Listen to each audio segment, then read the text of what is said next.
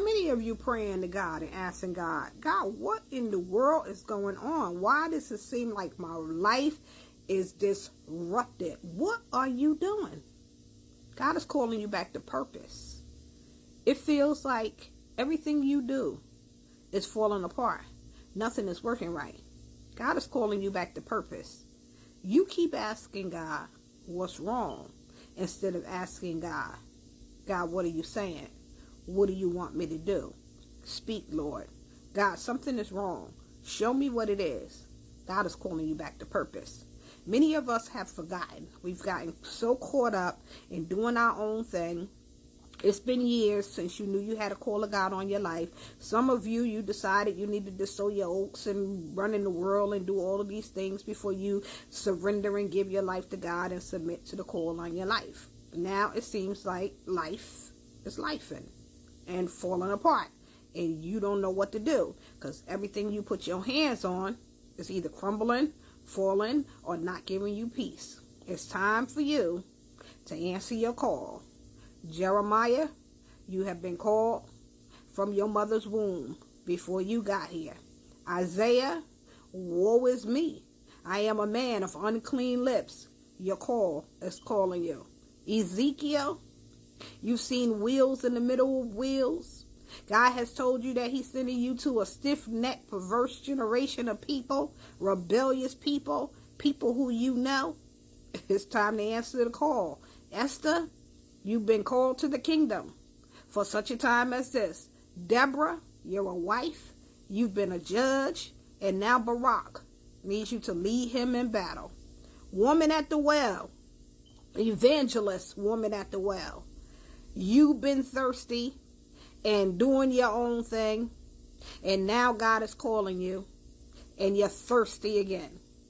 You're thirsty in the way that you were thirsting for the living water, not for the things of the world, but God is calling you.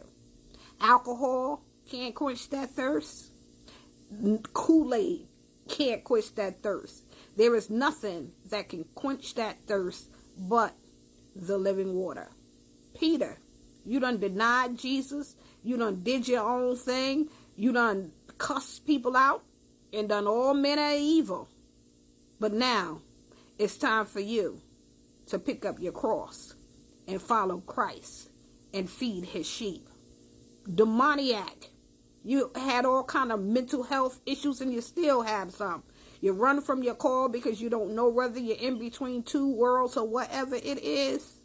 But God is still calling you. He wants to clean you up, put you in your right mind, and send you back to the very people who called you everything but a child of God. It ain't nothing but your assignment calling you. It's time for purpose. And as long as you are not purpose driven and you are not answering the call to your purpose, to the original intent of what God called you to do here in this time and in this day, when everything is falling apart, you think your life's going to be peaches and cream while your assignment is laying dormant, while your mantle is floating in the air, while you are not about the Father's business?